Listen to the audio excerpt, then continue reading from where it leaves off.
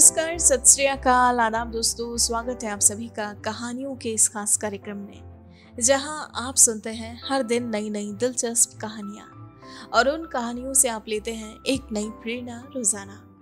तो आइए दोस्तों, कहानियों के इसी सिलसिले को आगे बढ़ाते हैं और बढ़ते हैं आज की अगली कहानी की ओर। ये कहानी है जयपुर के रहने वाले अंकुश शर्मा की जिंदगी के बारे में। जी हाँ, आज हम मिलेंगे अंकुश शर्मा से और जानेंगे इनकी जिंदगी से जुड़े तमाम अनुभवों के बारे में। इनसे मिलने से पहले आइए दोस्तों इनके बारे में कुछ खास बातें कर लें। आपको बता दें, ये राजस्थान ब्राह्मण समाज के प्रदेश युवा सचिव के पद पर कार्यरत है। समाज के प्रति हमेशा से जागरूक रहने वाले अंकुश शर्मा ने समाज हित से जुड़े कार्यों में अपनी अहम भूमिका निभाई है। ये धार्मिक प्रवृत्ति के हैं और धर्म के प्रति अपनी आस्था और विश्वास को इन्होंने कभी भी कम नहीं होने दिया। हिंदुत्व को आगे ले जाना ही इनके जीवन का मुख्य मिशन है। ब्राह्मण समाज के युवाओं को भी अपने साथ जोड़ते हैं और ज्यादा से ज्यादा समाज हित से जुड़े कार्य करते हैं। दादाजी के व्यक्तित्व से ये खासा प्रभावित है और उन्हीं की दी हुई सीख को, शिक्षाओं को इन्होंने जीवन में अपनाया है और उन्हीं के आदर्शों पर चलते हुए ये आगे बढ़ रहे हैं। सामाजिक क्षेत्र में कदम रखने से पहले इनकी रुचि खेल क्षेत्र में थी। जी हाँ, ये कबड्डी के स्टेट प्लेयर रहे। इसके अलावा लेखन का भी शौक रखते हैं, अक्सर शायरियां लिखा करते हैं। अगर बात करें इनके करियर के शुरुआती दौर की, तो आपको बता दें, इन्होंने अपने करियर की शुरुआत एक छोटी सी नौकरी से की थी, जहां इन्हें 6,000 रुपये मासिक वेतन मिला करता था। धीरे धीरे ये जीवन में आगे बढ़े, तमाम संघर्षों को पार किया और आज सफलता का ये मुकाम हासिल किया। जी हाँ, आज ये जयपुर में ब्राह्मण समाज के प्रदेश युवा सचिव के पद पर रहते हुए अपनी सेवाएं दे रहे हैं और ब्राह्मण समाज के युवा साथियों को भी अपने साथ जोड़ रहे हैं। दोस्तों, अंकुश शर्मा के जीवन से जुड़ी ये कुछ खास बातें थी जो हमने अभी आपके साथ साझा की। जिंदगी में ये मुकाम हासिल करने वाले अंकुश शर्मा के जीवन की शुरुआत कैसी रही, कैसा रहा इनका अब तक का ये पूरा सफर, जिंदगी के इस सफर के बीच क्या मुश्किलें आई जिनका सामना करते हुए ये आगे बढ़े और सफलता का ये मुकाम हासिल किया। इस तरह के तमाम सवालों के जवाब जानने के लिए आइए अब हम सीधा मिलते हैं इनसे और इनकी ये प्रेरक कहानी सुनते हैं इनकी अपनी जुबानी। मेरा नाम है अंकुश शर्मा, मैं हूँ जयपुर से और मैं एक साधारण फैमिली से बिलोंग करता हूँ, मिडिल क्लास फैमिली से। मेरे घर में है मेरी फादर, मदर, मेरी दादी जी और छोटी बहन। और रही बात, मैंने अपनी जो शिक्षा प्राप्त करी है वो 10th and 12th करी है RBSC बोर्ड से, राजस्थान माध्यमिक शिक्षा बोर्ड, हिंदी मीडियम से पास आउट हूँ। उसके बाद मैंने JNU से मैंने अपना BCom किया है। उसके बाद फिर मैंने एक जॉब भी स्टार्ट किया, मैंने अपना करियर। उसके बाद फिर मैं जॉब करते करते फिर मेरा एक बार थोड़ा समाज के प्रति थोड़ा जागरूक हुआ।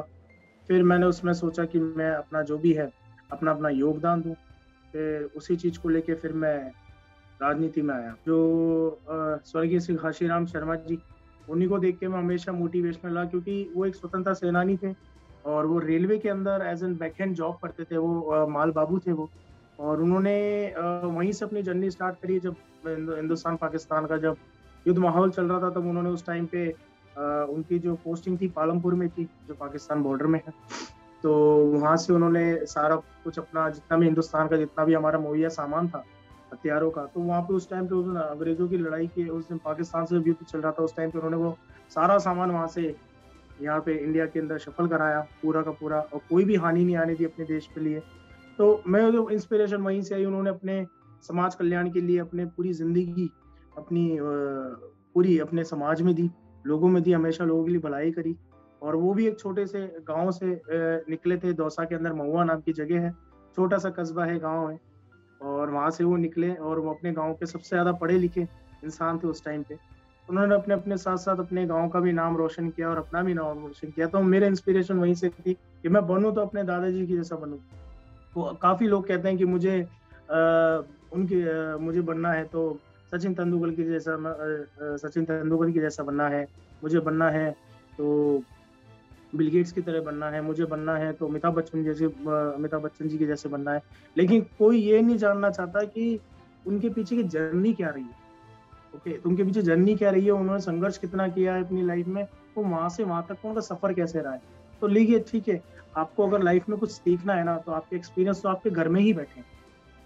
ओके, तो अपना उदाहरण खुद बनिए, और अपने जो आपके जैसे माँ बाप हैं, आपके दादा दादी हैं, उनके पास जो एक्सपीरियंस है लाइफ का, उससे बढ़िया कोई एक्सपीरियंस नहीं हो सकता।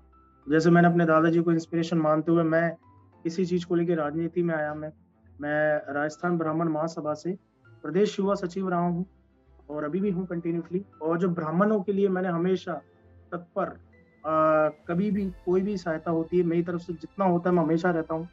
हमने कई सारे आंदोलन किए, कई सारी हमने मुठभेड़ भी हुई है हमारी पुलिस से, सरकार से, सब चीजों को, मांगों को लेके कि ब्राह्मण जो है वो हमेशा पीछे। एक जमाना था लोग ब्राह्मणों को बहुत अच्छी तरह जानते थे, पहचानते थे, सब चीजों में पहले पहले रहता था। लेकिन आज आज आप देखते हैं कि ब्राह्मणों के ऊपर बहुत अत्याचार होता है। अभी आपने कश्मीर फाइल देखी होगी, तो कश्मीरी पंडितों के ऊपर कितना अत्याचार हुआ, वो भी ब्राह्मण ही थे। लेकिन हमने कभी देखिए, आप कभी वहाँ पे मुस्लिम्स में हमने कितना अत्याचार किया, कितना कुछ किया, लेकिन हमने कभी भी पलट के जवाब नहीं दिया, क्योंकि वो हमारी संस्कृति, हमारे खून में है वो चीज। उसी चीज को एक अच्छी तरह सोच लेते चलते हुए मेरा उद्देश्य ये रहा है कि ज्यादा से ज्यादा युवाओं को जोड़ना, और अपने साथ, और अपने धर्म के लिए, अपने कर्म के लिए जितना हो सकता है अपना, सोसाइटी को कितना मैं दे सकता हूँ, वो सब दिया मैंने अपना। और मुझे आज इस चीज को करते हुए, मुझे प्रदेश युवा सचिव हूँ मैं ब्राह्मण समाज से, और उसको देते हुए मुझे आज 1 साल से ऊपर हो गया। तो जहाँ जहाँ मैं युवाओं से मिलता हूँ, मेरा जाना मिलना होता है, तो सबसे उनके उनके लाइफस्टाइल के बारे में पूछता हूँ, उनसे मिलता हूँ। तो कभी ऐसा एज गैप नहीं रखता हूँ कि मैं कोई अध्यक्ष हूँ क्या हूँ, नहीं। उनके साथ एक सीट लेवल पे बैठ के बात होती है। और हमेशा वही मेरी जो सोच रही है, मैं दादाजी बोलते थे हमेशा कि आप जिंदगी में कुछ भी करें, लेकिन हमेशा अपनी मिट्टी से जुड़े रहिएगा। तो वही चीज मेरे में भी है। तो जो कुछ भी है, मैं अपने दादाजी को ही बोलना चाहूंगा इस बार। लाइफ में उतार चढ़ाव ऐसे रहे मेरे कि मैं स्टार्टिंग से, जब मेरी 12th पास हुई, तो उस वक्त क्या था, मेरे दादाजी जस्ट एक्सपायर हो चुके थे जब मेरी 12th पास हुई थी। तो मैं एकदम से बिल्कुल डाउन हो गया था, मैं बिल्कुल से एकदम टूट सा गया था, हार सा गया था कि क्या होगा मेरा, क्या होगा। लेकिन मेरे दादाजी ने आखिरी सांस तक मुझे ये बोला था कि तू कुछ भी कर, मैं हमेशा हूँ तेरे साथ। तो कुछ भी करेगा, मुझे याद कर लेना, तो मैं हमेशा रहूंगा तेरे साथ। कोई भी दिक्कत आती है, मुझे हल्का सा याद कर लेना, मैं हमेशा हूँ तेरे साथ। जहाँ भी होगा, कोई भी दिक्कत होगी, मैं हमेशा रहूंगा, तेरे को सही मार्गदर्शन दिखाऊंगा, सही तेरे को सलाह बताऊंगा। तो वो चीज उनकी हमेशा मेरे साथ रही। फिर मेरी शुरुआत की नौकरी 2013 में रही मेरी, और आप मानेंगे नहीं, मैंने 6,000 रुपये से नौकरी स्टार्ट करी मैंने।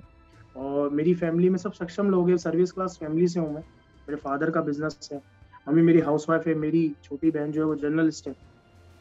तो फैमिली बैकग्राउंड को कभी लेके दिक्कत नहीं आई। लेकिन मेरे दादाजी का हमेशा मानना था कि इंसान को अगर कुछ करना है, जिंदगी में बढ़ना है, तो संघर्ष करना है, जरूरी है।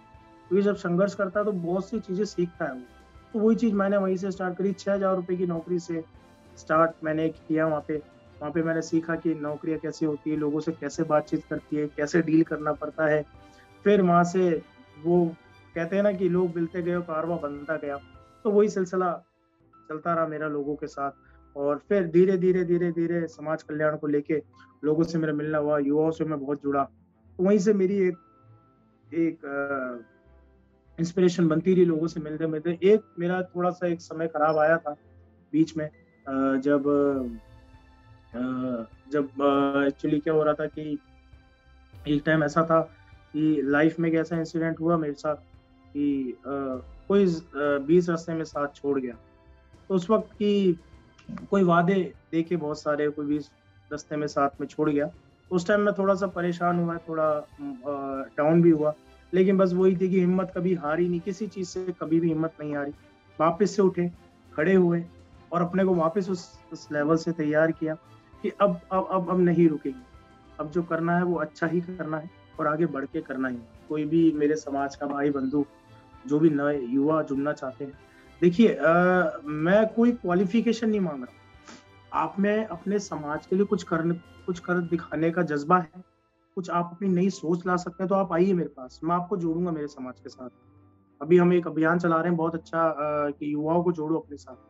ब्राह्मण समाज के जितने भी युवा हैं, युवतियां हैं, लड़के लड़कियां हैं, कोई भी जुड़ना चाह सकता है, हमारा खुला मंच है, आप आइए। हम भी जरूरी नहीं कि हम ही आपको सलाह दें, आप भी हमें सलाह दे सकते हैं। आप आइए और हम देखेंगे उनमें कि उनमें सब चीजों की क्षमता है भी या नहीं है, क्योंकि हम उनको आगे लेके जाएंगे, एक अच्छी टीम बनाएंगे, और जिससे हमारे जो और भी हमारे सामाजिक कार्यक्रम है कि हम हमारे समाज के लिए, हिंदुत्व के लिए हम कितना क्या कर सकते हैं। मेरा एक ही मिशन रहा है शुरू से, हिंदुत्व को आगे लेके जाना। और मुझे बहुत प्राउड है कि मैं ब्राह्मण हूँ। ब्राह्मणों ने जहाँ तक इतिहास रहा है हमारा, अगर आप इतिहास दुखा के रहेंगे, ब्राह्मणों ने पहले भी बहुत बलिदान दिए थे और जरूरत पड़ी तो आगे भी हमेशा बलिदान देंगे। लीडरशिप मेरे क्या है, मैं जब से नौकरी स्टार्ट करी थी मैंने वहां से लीडरशिप सीखी। तो कौन से तो नहीं है मेरे, क्योंकि जब तक मैं बड़ा हुआ, जब मैं सीखने के कुछ लायक बना, तब तक मेरे दादाजी नहीं थे मेरे साथ। आज मेरे दादाजी होते तो उनका मार्गदर्शन होता, बहुत सी चीजें होती मेरे साथ लाइफ में। लेकिन हाँ, मैंने सीखा। मैंने कहता इंसान लोगों से मिलके ही, चोट खा के ही सीखता, तो वहीं से मेरा सीखना चालू हुआ और मैं लोगों से मिलता रहा। फिर मैंने जब चुनाव लड़ा अपना 2000 अभी आज से 1 साल पहले मैंने अपना प्रदेश युवा सचिव का चुनाव लड़ा, तो हमारी कोर कमेटी की टीम थी। 120 में से मुझे 78 वोट्स मिले मुझे, जिसमें हम 4 जने थे जो स्टेट सेक्रेटरी के लिए चुनाव खड़े हुए थे। तो मुझे बहुत अच्छा लगा, क्योंकि उनमें सबसे ज्यादा मैं उनमें एक ऐसा बंदा था जो सिर्फ एक मिडिल क्लास फैमिली से था। बाकी के सब जो थे वो कोई राजनीतिक दल से थे, कोई बिजनेसमैन फील्ड से थे, और कोई जो थे जो कोई बहुत अच्छी रॉयल फैमिली से बिलोंग करते थे। तो मुझे बहुत अच्छा लगा कि उन्होंने मेरे जैसे एक मिडिल क्लास के एक बंदे को, एक अच्छे लड़के को, नौजवान को एक मौका दिया। और जहाँ तक मैं तो सब उनका आभार देता हूँ जिन्होंने मेरे लिए वोटिंग करी। 120 में से 78 वोट्स जो थे वो मेरे खाते में थे पूरे के पूरे। तो वो चुनाव भी मेरे लिए बहुत कठिन रहा था, क्योंकि आप ज्यूरी होती है आपके सामने, पूरा मंच होता है, 120 लोग होते हैं, आपसे समाज को लेके बहुत सी चीजों लेके सवाल किए जाते हैं। तो उसमें देखा जाता है कि आप कितने सक्षम हैं, आप कितना कहाँ बोल सकते हैं, और आप उस चीज को कैसे अपने अंदर ढाल सकते हैं। आप में आक्रोश भी होता है, और कभी कभार इंसान क्या होता है, आक्रोश में बह के बहुत सी चीजें गलत भी कर देता है और कुछ सही भी कर देता है। तो उन चीजों को मान मर्यादा को देखते हुए मैंने वो चुनाव जीता, और उस जीतने के बाद ही फिर मेरे राजनीतिक कॉन्टेक्ट्स बनने लगे। मुझे लोगों ने देखा मुझे कि यार एक नया लड़का है, 26 साल का लड़का है जो राजनीति में आया है और अभी अभी समाज कल्याण के लिए इतना कुछ कर रहा है। कोविड के टाइम पे हमने सब बहुत किया। उस टाइम तो मैं वो बना भी नहीं था, मैं सचिव भी नहीं था। तो कोविड के टाइम पे हमने राजस्थान ब्राह्मण महासभा ने जगह जगह हमने फ्री ऑफ कॉस्ट खाने करवाए, खाने के लिए लंगर लगवाए। हमने हॉस्टल्स है, हमारा खुद का राजस्थान भवन है, हमारा खुद का ब्राह्मण समाज का भवन बना हुआ। हमने सबको फ्री ऑफ कॉस्ट, कोई भी आता है बाहर से, आप उसमें रहो। वो आज भी फैसिलिटी है कि आप कोई भी ब्राह्मण समाज का कोई भी बच्चा है, बच्ची, कोई भी आता है परीक्षा देने के लिए, किसी भी चीज के लिए, तो हमारी तरफ से सब चीज की व्यवस्था कर देते हैं उनके लिए। तो आगे से हम तैयारी करके लेके चल रहे हैं, और मुझे लगता है कि हम धीरे धीरे आगे कर ही रहे हैं। और मेरे साथ इतने युवा जुड़ते जा रहे हैं, तो अच्छा ही लगता है मुझे भी कि मैं भी उनके लिए कुछ कर पा रहा हूँ, और वो भी मुझे कुछ ना कुछ सिखा के ही जाते हैं। तो मैं करने से ज्यादा मैं सीखने में ज्यादा बिलीव करता हूँ। एजुकेशन मस्ट है, सबको पढ़ना लिखना चाहिए, क्योंकि एजुकेशन के बाद ही एक्सपीरियंस आता है। एजुकेशन क्या है, आप 10वीं 12वीं तक करते हो, लेकिन कईयों का ऐसा होता है, कई लोग पढ़ाई भी नहीं कर पाते हैं, लेकिन उनके पास जीवन का अनुभव इतना अच्छा होता है कि वो आपका लिखा लिखाया ज्ञान भी उसके सामने फेल हो जाता है। लेकिन जरूरी नहीं है कि आपने जो एक्सपीरियंस किया हो उसके तथ्य पर आप बहुत चीजें कर सकते हो। एजुकेशन भी बहुत जरूरी है सर। और लेकिन आज की जनरेशन में हम 21वीं सदी में रह रहे हैं, तो यहाँ पे सर पढ़ा लिखना होना बहुत जरूरी है, क्योंकि उसके बेसिस पे आप अपनी नींव खड़ी कर पाते हैं और अपने आप को रिप्रेजेंट कर पाते हैं। क्योंकि अनुभव तो आपको वैसे भी आ जाएगा, जब नौकरी करेंगे, लोगों से मिलेंगे, उठेंगे बैठेंगे, तो वो आपको अनुभव तो वैसे ही मिल जाएगा। और जीवन में मैं तो सबको चाहता हूँ कि अनुभव, जितना एक्सपीरियंस आप लोगे उतना ही कम है। मेरे काम के अंदर सबसे अच्छा एक चीज ये लगता है कि कोई भी युवा मेरे पास आता है, या कोई भी लड़के या लड़कियां मेरे पास आते हैं, जब हमारा डिस्कशन होता है तो हम सब एक पेज पे बैठ के बात करते हैं हम। और सबसे अच्छी चीज लगती है कि मैं उनकी जो दिनचर्या है वो मैं उनसे पूछता हूँ, उनसे डिस्कस करता हूँ कि आप सुबह से शाम तक में क्या करते हैं, आप अपनी लाइफ में क्या क्या चीजें फेस करते हैं। तो मुझे क्या, लोगों की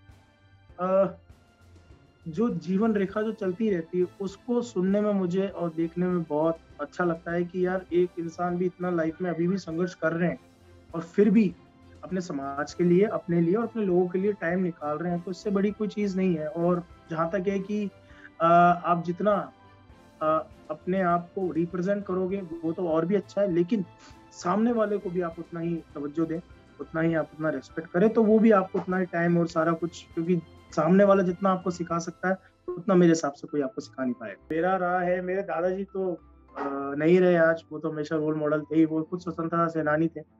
उसके बाद अगर मैं बात करता हूँ तो आपने शायद सुना होगा, हम तो खैर बचपन से देखते थे उन सब चीज़ों को। अभी मैं रिसेंटली मैं एक लेडी को बहुत पसंद करता था शुरू से, जो हिंदुस्तान में उन्होंने अपना नाम कमाया, राजनीतिक क्षेत्र में अपना नाम कमाया और उन्होंने युवाओं के लिए बहुत किया, और साथ साथ आज हिंदुस्तान में बहुत यशस्वी महिला है वो माननीय श्री वसुंधरा राजे जी। तो उनको मैं रोल मॉडल मानता हूँ, क्योंकि आप मानेंगे नहीं, जब मैं प्रदेश युवा सचिव बना तो मेरे एक मित्र है, मेरे जाति भाई है गणेश शर्मा जी, तो वो क्या उनकी टीम के सदस्य है, तो मैंने जस्ट उनसे सिर्फ एक रिक्वेस्ट ही किया था। आप मानेंगे नहीं, जैसे उनको पता पड़ा कि एक नया नौजवान लड़का है तो मतों से जीत के आया है, तो उन्होंने मुझे, आप देखिए उनका कितना हम्बल, उनका खुद का आगे से कॉल आया। आप खुद सोचिए कि एक्स सीएम आपको कॉल कर रहा है और आपको मिलने के लिए बुला रहा है, तो इससे बड़ी कोई बात नहीं, उसकी वहीं से इंसान की नींव पता पड़ जाती है। तो मैं उनसे जब मिला, उनसे मैं बैठा, तो उन्होंने मेरी लाइफ के बारे में पूछा, अंकुश संघर्ष तुम्हारा बहुत रहा है, तो अब संघर्ष करने का टाइम नहीं है, अब तुम्हारा टाइम है समाज कल्याण को आगे बढ़ाने का काम। अपने समाज के लिए, अपने युवाओं के लिए और अपने देश के लिए अपने आप क्या समर्पित कर सकते हैं। तो मैं उनको बहुत मानता हूँ, वसुंधरा राजे जी को। वो अटल बिहारी वाजपेयी जी की सरकार में खुद कैबिनेट मिनिस्टर थी, और उन्होंने जितना राजस्थान सरकार के लिए किया है, जहाँ तक आप मानेंगे नहीं, राजस्थान के अंदर सबसे बड़ा प्रोजेक्ट लेके आई है जो युवाओं के लिए, महिंद्रा वर्ल्ड सिटी, एशिया का सबसे बड़ा आईटी कैंपस है वो। आज उसके अंदर, आज 2006 में वो प्रोजेक्ट आया था, और आज मैडम की वजह से, वसुंधरा जी की वजह से, आज वहाँ पे 40,000 एम्प्लॉय काम कर रहे हैं एक ही जगह। तो उन्होंने राजस्थान के लिए सबसे बड़ा, जो मेरे को जो सबसे बेस्ट लगा, वो का युवाओं के लिए सबसे बड़ा काम किया। आज वहाँ पे बड़ी बड़ी कंपनीज है, बड़े बड़े प्लांट लगे हुए हैं, राजस्थान का सबसे बड़ा आईटी जोन है वो। तो उन्होंने ये बहुत अच्छा किया। उस टाइम में जब नया नया निकला ही था कॉलेज से, तो तब मैंने वो सारी चीजें महसूस करी। मैं सोचा कि कभी जिंदगी में कुछ बना अच्छा तो मैं मैम से जरूर मिलूंगा, और अपने सारे युवा साथियों की तरफ से इनका बहुत बहुत धन्यवाद दूंगा। इन्होंने ऐसा प्रोजेक्ट लेके आई जो आने वाले टाइम तक, हम जब तक हैं तब तक वो पूरा का पूरा रहेगा वो जगह, और तब तक वहाँ पे वैकेंसीज रहेंगी, युवाओं को मौका मिलेगा नौकरी का। आज कहते हैं युवाओं के लिए बेरोजगारी है बहुत है। मैं ये मानता हूँ कि आप अगर अपनी लाइफ में कुछ कर रहे हैं, और आप अपनी लाइफ में अगर किसी को रिप्रेजेंट करते हैं, और आप नौकरी, आप ज्यादा, हर किसी को सरकारी नौकरी ही चाहिए। देखिए मैं आपको बताना चाहूँ, सरकारी नौकरी बहुत अच्छी चीज है, मैं भी प्रायोरिटी देता था, लेकिन एक जगह ना जाके जाके काफी जाके वो हो जाता है कि आपको रिजर्वेशन का सामना करना। बहुत दुख लगा मुझे उस टाइम पे। मैंने अपना रिटर्न क्लियर किया, मैंने अपना टाइपिंग टेस्ट क्लियर किया, मेरा इंटरव्यू सिलेक्शन में नाम था, फिर जाके उसके ऊपर स्टे लग गया। तो आप मुझे सोचिए मुझे कितना बुरा लगा होगा कि मैं दिन रात मेहनत करी और इतना कुछ किया, वो स्टे लग गया, वो भर्ती ही रद्द होगी, और उसके बाद वो भर्ती कभी फिर उस बेसिस पे निकली नहीं। तो मेरा फिर थोड़ा सा मेरा विश्वास नहीं उठा, लेकिन मेरा थोड़ा सा सोचा मैंने, नहीं यार, अब इतनी मेहनत, इधर सरकारी के लिए इतनी मेहनत, अब हम खुद के लिए करेंगे। तो इसलिए मैं फिर प्राइवेट सेक्टर में रहा, फिर मैंने वहाँ जॉब करी, फिर आज मैं वहीं पे महिंद्रा वर्ल्ड सिटी के अंदर एक कंपनी के अंदर एज एन असिस्टेंट मैनेजर हूँ, और बहुत से युवाओं से कनेक्टेड हूँ, और बहुत अच्छा लगता है युवाओं से मिलना और उनकी प्रॉब्लम्स को सॉल्व करना। वहाँ पे मेरी लीडरशिप रहती है, तो चलता रहता है काम सर। तो मेरा एक स्कूल था हिंदी मीडियम, नेहरू मेमोरियल, अभी जिस क्षेत्र में मैं रहता हूँ वैशाली नगर जयपुर में, वहाँ पे बहुत फेमस है, और आज भी वो स्कूल है। तो मेरी यादें वहीं से रही, मेरे बचपन के सारे दोस्त वहीं से बने, और देखिए पहली सीढ़ी वहीं से बनी मेरी, जो भी है। तो मेरे वहाँ पे काफी सारे मित्र बने, अच्छे दोस्त बने। और मैं, देखिए सर, मैं आपको फ्रेंकली बताऊँ, मैं शुरू से ही पढ़ाई में एवरेज था, और बहुत कमजोर ही था। मैं आपको एवरेज भी नहीं बोलूंगा, बहुत कमजोर था। मेरे घर वाले तो इतना यूं ही बोलते थे कि यार तू पास हो जा तो वही हमारे लिए बहुत है, क्योंकि हमें तेरे से वो फर्स्ट डिवीजन, सेकंड डिवीजन हमें नहीं चाहिए तेरे से। फिर भी मैं सर सेकंड डिवीजन पास हुआ, मेरे आज भी आधे मेरे टेंथ पे 57% आई थी मेरी, और 12th में मेरी 58% थे, तो दोनों में मेरा ऐसे ही 1% का थोड़ा इजाफा रहा।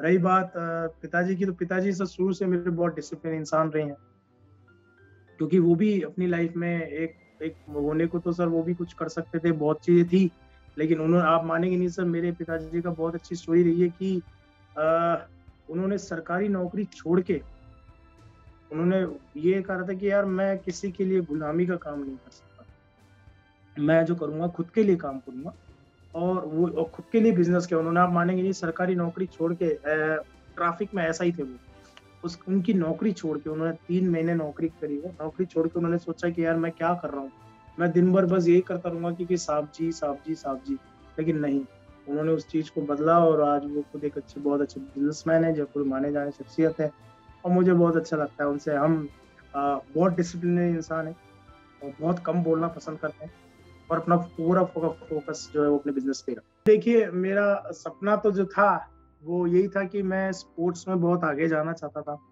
और मैं बहुत स्पोर्ट्समैन बनना था। आप मानेंगे नहीं, अभी इतना टाइम नहीं है हमारे पास, मैं अगर इतने सारे क्वेश्चन थे मैं आपको दिखाता। मेरे पास आज भी कम से कम सर कम से कम मेरा 15 से 20 मेडल्स है मेरे पास आज भी, और मैं खुद एक कबड्डी का स्टेट प्लेयर रह चुका हूँ।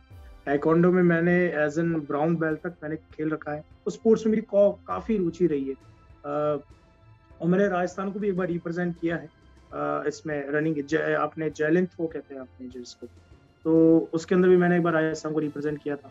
तो फिर उसके बाद क्या हुआ सर कि एक थोड़ा फैमिली से भी प्रेशर था कि खेल का ही है क्या और सारी चीजें हैं, तो मैं फिर उस चीज को मैंने थोड़ा सा लाइटली लेना सोचा कि मैंने यार कि इसमें ज्यादा टाइम दूंगा तो फिर नौकरी नहीं कर पाऊंगा, नौकरी भी जरूरी है, क्योंकि मिडिल क्लास फैमिली में सब चीजें देखनी पड़ती है। उसी चीजों को देखते हुए अगर मैं टाइम मशीन होती मेरे पास और ऐसा कुछ मैं जा पाता, तो मैं डेफिनेटली, मेरा जो सपना था कि मुझे स्पोर्ट्समैन बनना है बहुत बड़ा, तो वो मैं डेफिनेटली पूरा करता अपना। लेकिन कोई दिक्कत नहीं है, वो अपना फिर भी मैं स्पोर्ट्स से मैं हटा नहीं हूँ, स्पोर्ट्स में आज भी खेलता ही हूँ, आज भी मैं कबड्डी खेलता हूँ युवाओं के साथ जाके, जब भी मौका मिलता है मैं कोई ना कोई स्पोर्ट्स खेलता रहता है। कि मुझे लिखने का बहुत शौक है, मैं 2014 से मैं लिख रहा हूँ, और मुझे सिर्फ लिखना बहुत अच्छा है, कविताएं नहीं लिखता हूँ मैं, मुझे शायरिया बहुत लिखना पसंद है, तो वहाँ से मैंने एक सिलसिला चालू किया। मैं 2014 से लिख रहा हूँ, मेरे काफ़ी सारे अच्छे शायर भी बहुत दोस्त बने आज इंडिया में, जितने भी अच्छे मशहूर शायर हैं, ऑलमोस्ट मेरे बहुत अच्छे दोस्त हैं, अजहर इकबाल साहब, अजहर नवाज, आपके वरुण आनंद, आपके चरक शर्मा, तो इंडिया में जितने भी बड़े बड़े शायर हैं, मशहूर शायर हैं, जो भी युवाओं में सबसे ज्यादा छाए हुए हैं, वो मेरे साथ के सारे मित्र हैं। उस टाइम हम सब स्ट्रगल ही कर रहे थे, उस टाइम से हम स्टार्ट किया, आज सब वो तो सारे बहुत बड़े बड़े लेवल पे पहुंच चुके हैं, आज उनकी बुकिंग्स होती हैं, आउट ऑफ इंडिया जाते हैं, वो बड़े बड़े मुशायरों में जाते हैं, तो अच्छा लगता है उनको देख के कि यार मैंने इन लोगों के साथ शुरुआत करी। मेरे बचपन के दोस्त बहुत अच्छे रहे, मेरे बचपन के दोस्त जो थे मेरे स्कूल मेट में, वो आज भी हम फन एक्टिविटीज यही करते हैं कि जब भी हमें टाइम मिलता है हम एक साथ बैठते हैं, क्रिकेट खेलते हैं, या फिर अपनी लाइफ को लेकर डिस्कशन करते हैं कि यार क्या, देखिए आपको लाइफ में कुछ करना है और आपको उसका सोल्यूशन चाहिए ना, तो आप अपने दोस्तों में जाइए, उनसे आप बैठिए, और वो ही आपको सोल्यूशन बता देंगे आपको, यार इसको ऐसे नहीं ऐसे कर, यार इसमें से ऐसे नहीं ऐसे निकलना है, तो इससे बेस्ट तो चीज है ही नहीं आपकी। और वहां पे बताऊं, उनकी चीजों में आपके सवाल जवाब के साथ आपके साथ बहुत चीजें मजाक भी हो जाती है, तो इंसान क्या होता है कि वहां पे थोड़ा खुश भी हो जाता है, क्या चलो यार मेरी लाइफ में इतनी प्रॉब्लम्स है, आज मैं मेरे 4 दोस्तों में बैठा हूँ और मेरी यहाँ पे 4 बातें हो रही है और सारा कुछ निकल रहा है, तो वहाँ पे थोड़ी हंसी मजाक भी हो जाती है, तो वहाँ पे स्ट्रेस कितना आपका डाउन होता है। देखिए आने वाले 2-4 साल में है ना, बहुत ऐसा समय आएगा आपको दोस्तों की ही नीड हेल्प पड़ेगी। क्यों? ऐसा नहीं कि फैमिली नहीं होगी, आपकी फैमिली आपकी बैक सपोर्ट है, लेकिन एक जो दोस्त आपकी आउट ऑफ द वे जाके आपकी हेल्प कर सकता है, उतना मेरे हिसाब से फैमिली उतना नहीं सोच पाती। तो मेरा वही मानना है कि आप दोस्त बनाओ, लेकिन अच्छे बनाओ, और आप उसके भी अच्छे दोस्त बनो। जरूरी नहीं है कि आप ही अपना 100% दे रहे हैं, वो ही अपना 100% दे रहा है, आपको भी अपना 100% देना चाहिए। तो वहीं से एक अच्छी विचारधारा निकलती है कि यार मैंने अच्छा दोस्त बनाया। मेरे सर आप मानेंगे नहीं, मेरे जितने भी दोस्त जो मेरे क्लासमेट में थे, मेरे कोई ज्यादा दोस्त नहीं है सर, मेरे गिने चुने ही दोस्त हैं। अब राजनीतिक करियर में आने के बाद में राजनीतिक काफी सारे मेरे मित्र बने हैं, लेकिन राजनीतिक से पहले मैं भी एक साधारण एक जयपुर से निकला हुआ लड़का ही था। तो वही सारी चीज़ें रही सर कि दोस्त मेरे सारे काफ़ी अच्छे हैं, एक आर्मी में है, एक लेफ्टिनेंट है, एक मेरा रिसेंटली मेरा दोस्त एक आरएस है। तो अच्छा लगता है कि आपके साथ के लोग सारे हम सब आप सोचिए सर, हम सब हिंदी मीडियम से निकले हुए हैं सर। हम कोई इंग्लिश मीडियम से नहीं पढ़े हैं। हमारे लिए कोई उस टाइम पे हम जब थे 2010 में 12 में, तो हमारे लिए कोई इतनी फैसिलिटीज नहीं थी हमारे को, ना इतनी हमको कोई गाइडेंस नहीं थी, ना इतनी। आजकल तो लोगों को गाइडेंस इतनी मिलती है, फैसिलिटीज इतनी हो गई हैं, और आपके सामने प्रोजेक्शंस, और आपके पास एक करियर काउंसलिंग इतनी सारी है कि आप चूज कर सकते हैं। हमारे टाइम पे नहीं था सर। आज से 10 साल पहले मैं आपको लेके चलता हूँ 2010-12 में, तो नहीं था सर ये सब कुछ। तो उस वक्त हमें खुद को ही सब कुछ करना पड़ता था। देखिए माँ बाप का क्या है, माँ बाप आप पे सिर्फ अपना टाइम और अपना फर्ज निभा सकते हैं, और बाकी का जो करना है वो आप ही को करना है। 2-3 चीजों को लेके लोगों में पॉजिटिविटी बहुत आई है। एक तो हेल्थ को लेके लोग बहुत अवेयरनेस हुए, हेल्थ को लेके बहुत अवेयरनेस हुई लोगों में। पहले लोग गंदगी बहुत करते थे, अब गंदगी नहीं रहती, अब लोग बहुत साफ सफाई में बहुत रहते हैं। दूसरी चीज, अब लोग बा क्या है, कोविड के अंदर सोशल वर्क इतने होने लगे, तो अब लोग बाग सोशल वर्क्स भी करने लग गए हैं। मेरा भी बहुत अच्छा है कि लोगों में मैसेज गया है कि आप सोशल वर्क्स करिए। आप आपके पास 6 दिन होते हैं, 6 में से 1 दिन आप सोशल वर्क के लिए जरूर निकाल लिया। आप चाहे जानवरों को खाना दीजिए, गरीबों को खाना खिलाइए, और आप जो बुजुर्ग हैं वृद्धाश्रम जाइए, जो आपके बच्चों के हॉस्टल्स बने हुए होते हैं वहां जाइए, उनसे मिलिए। तो मेरे हिसाब से ये कि पॉजिटिविटी कोविड से बहुत आई है सर, और बहुत अच्छी चीज रही है। हमारे देश की कानून व्यवस्था हमें देखने को मिली उस टाइम पे कि हम तो हमारे घर में बैठे, लेकिन पुलिस वाले जो थे, आर्मी लोग जो थी, वो बेचारे सुबह से शाम तक सिर्फ हमारी सेवा में ही लगे रहे। तो लोगों में पुलिस को लेके बहुत अच्छा मैसेज गया। लोगों में पुलिस को लेके बहुत एक नेगेटिविटी बहुत बनी हुई थी कि पुलिस ये नहीं करती, वो नहीं करती, लेकिन कोविड के टाइम पे उनको पता पड़ा, जनता के अंदर बहुत अच्छा मैसेज गया, पुलिस हमारे लिए हमेशा थी, हमेशा। और आप पुलिस से घबराते क्यों? आप पुलिस से घबराइए मत, वो आपके दोस्त ही हैं। आप उनको क्यों नेगेटिविटी लेके चल रहे हैं? आप मानेंगे नहीं, अपनी लाइफ में इतने करियर में, अभी जब राजनीतिक में आया, मैं इतने अच्छे हाई ग्रेड IAS लोगों से मिला हूँ, और ऐसा नहीं है कि उनसे मिला, मैं कांस्टेबल से भी मिला हूँ और कई लोगों से मिला हूँ, लेकिन उनके मन में ऐसा कुछ नहीं है जनता के लिए। वो खुद बोलते हैं कि हम डरते हैं, तो वो खुद बोलते हैं कि जनता हमसे बात करने में ही डरती है, वो हमें दोस्त ही समझे, अपना दुश्मन नहीं। तो वो एक लोगों में बहुत अच्छा मैसेज गया कि पुलिस हमारे लिए हमेशा है, हमेशा रहती है। तो ये 3 मैसेज बहुत अच्छे गए हैं। सोशल वर्क, एक आपका मेडिकल को लेके लोगों में बहुत अवेयरनेस, ओके, हेल्थ को लेके। और तीसरा एक मैसेज गया है कि आप अपने पुलिस एटलीस्ट अपने कॉन्स्टिट्यूशन, अपने जो अपने लॉ एंड ऑर्डर्स को आप उनको ढंग से फॉलो करिए और उन पे थोड़ा विश्वास करिए, घबराइए मत, वो आपकी हेल्प के लिए। कोविड के अंदर एक शायरी थी, बहुत फेमस हुई थी, और मैं आपको सुनाना चाहूंगा। तू नहीं तो तेरी जगह कौन है, तू नहीं तो तेरे सिवा कौन है, हम मोहब्बत में हारे हुए लोग हैं और मोहब्बत में जीता हुआ कौन है, हम मोहब्बत में हारे हुए लोग हैं और मोहब्बत में जीता हुआ कौन है, उसने जाते वक्त ये नहीं बताया मुझे कि मैं तेरा कौन हूँ, तू मेरा कौन है। और एक और थी सर कि कोविड को लेके सर एक बहुत अच्छी शायरी फेमस हुई थी। रात दिन तेरे साथ करते थे, रात दिन तेरे साथ करते थे, ना जाने किस बात से गए, ये मोहब्बत भी किन दिनों में हुई, दिल मिलाने थे हाथ मिलाने से भी गए। तो ये कोविड के टाइम पे लिखी थी, तो उस टाइम पे बहुत ट्रेंडिंग में रही ये चीज। तो यही सिलसिला चलता रहा।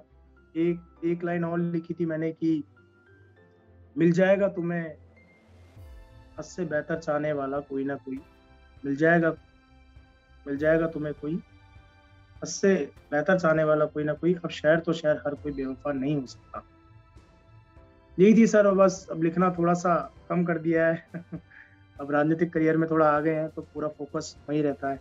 तो बस ये सारी 2-3 लाइनें ही हैं जो है। देखिए मेरा अपने देश से और देश के बाहर मेरे जितने भी भाई बंधु हिंदुस्तानी जो भी रह रहे हैं, उनके लिए हमेशा एक मैसेज हमेशा ही एक ही रहा है, आप इंसान अपने लिए तो बहुत कुछ करता ही करता है, लेकिन आपने अपनी सोसाइटी को क्या दिया, उस पर आप थोड़ा फोकस रखिए।